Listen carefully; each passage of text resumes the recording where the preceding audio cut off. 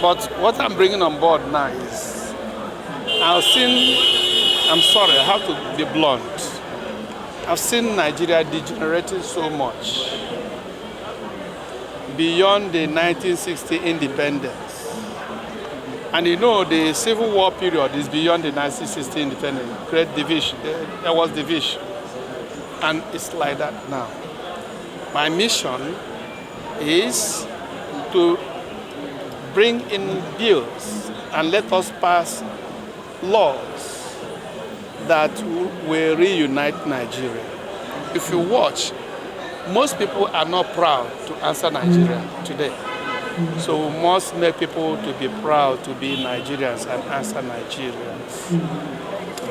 It's just that. We should bring up bills, formulate bills, obeyable laws that will make people love a country, Nigeria. One, I found out that Nigeria is very, very rich, stinkingly rich. But our riches are being misappropriated. Are you getting my point? Our riches, our commonwealth, that common patrimony, being mismanaged, being misappropriated, being siphoned. So let us come up with a bill and pass the law that will now bring back order in this country.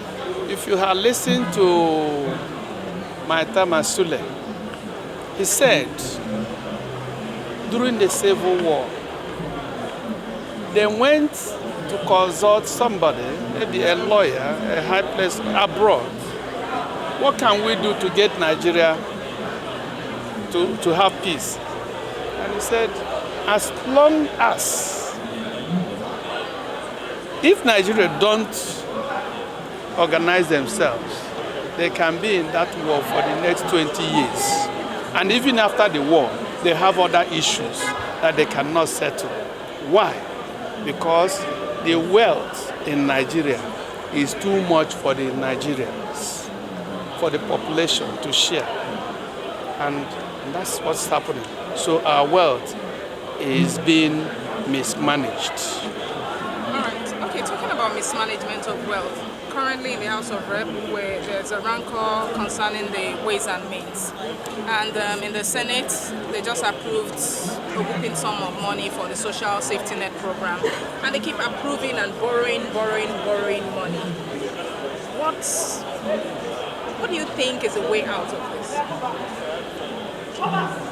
One, I'm not in the present House of Representatives. I've served in the past. I'm not in the present Senate. I've served in the past. I don't know.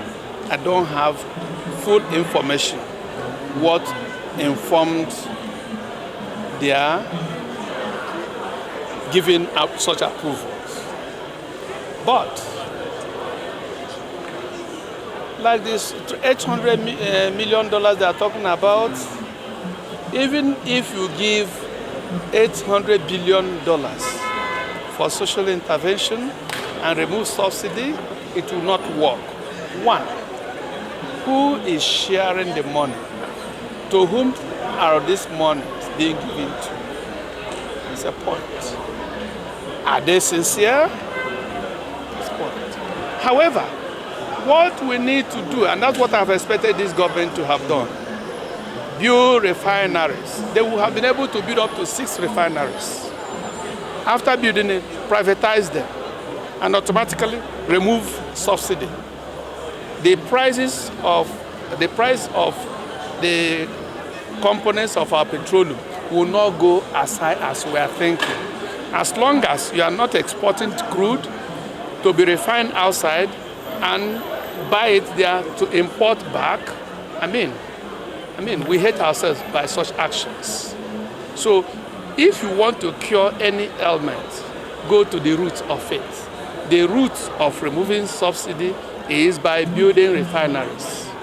And we may not wait for individuals to build. Government can decide to build refineries. If you are afraid, who will it be given to? They might say, build 6.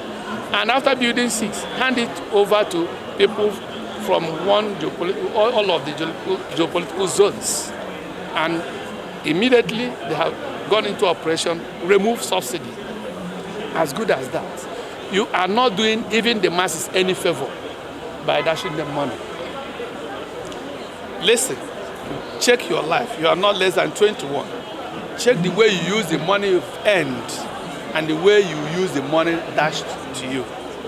We are taught in our childhood never to accept fish from anybody, but accept nets. You can fish for yourself. And any other thing we are doing, we have not started. I read civil engineering, I read economics, and the much knowledge I have from economics, we are not yet practicing. And we need to be sincere, we need to be sincere, we need to be sincere.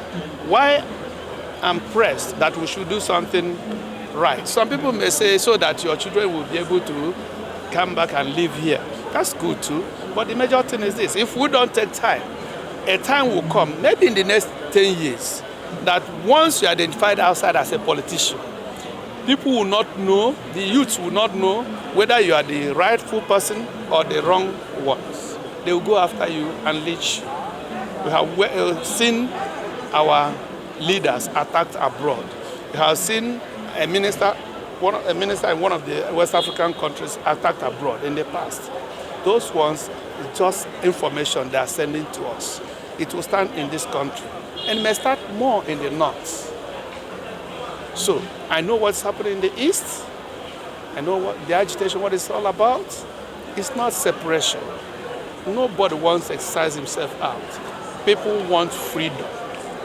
People want the space to compete so that we can grow. Please, what's your take on local government autonomy? It was not passed at the state level.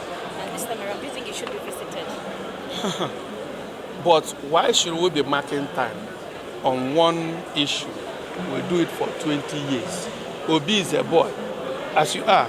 If you have a son and he is in the primary school for 20 years, will you be happy with him? So, you see, we should query our state assembly members. And you see, if you get autonomy at the state assembly levels, it will help us that men of conscience, men of integrity, will also aspire to be at the state assemblies. And if they are at the state assemblies, they will speak and do the wish of their people.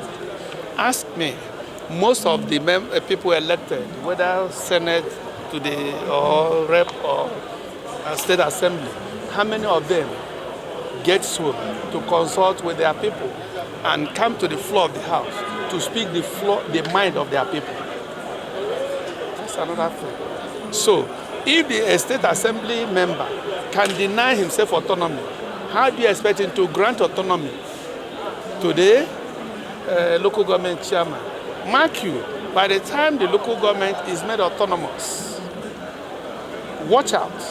The quality and crop of people that will be coming to lead at the local government level as chairman, things will change.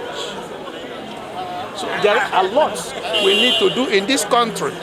And you people, the pressmen, you have a lot to do. Do you run investigative journalism? What is happening in Zamfara? Our leaders may be part of it. It's our common patrimony, the gold there, the finest. You people run, you people expose. That's the point. So, I am saying that every person should rise and contribute. It's just like when we are talking of, state policing. I will not agree to state policing. Nigeria is here to get matured. You know why? It will be under a particular person in the states. And we may misuse it. Even if I'm the governor, I may be tempted to misuse it. But if you can do it regional policing, which would not be under a particular governor, nobody will misuse it. But that is better than having federal police. The federal police, we are not using it very well. It cannot serve us. But regional policing will serve us very, very well. Reason, at the various regions, the DIG that will man the police there will be from such regions. So nobody will not accuse, Igbo man will not accuse Hausa man to have come to this place to extort him. Hausa man will not accuse Yoruba man to have come to kill his people, and so on and so forth. And the issue now is, we are not just coming to legislate. We should wear our thinking cap. As we go home, we should think what is good and what will be good for Nigeria, and come to the house and sell it to the people. And we should be sincere too. For no matter how the present situation is favoring you, think of 10, 20 years, 30 years to come. What you are doing today will impact that years to come. What do we do to change the scenario? Why are our people running away in America, Germany, UK, everywhere? And those are best bred, jumping out to do what? If you are referred to any hospital in America, don't be surprised when they tell you, refer you to a specialist. Did you get the word? What they call special specialists. That's when another person must have done operation, another person to enter into that brain, they refer you special specialists. I know, guess what? They searched and you got booking for 9 months time, so you have to wait for the 9 months. And by the time you meet that person, he will see your name and speak your language to you. You are ashamed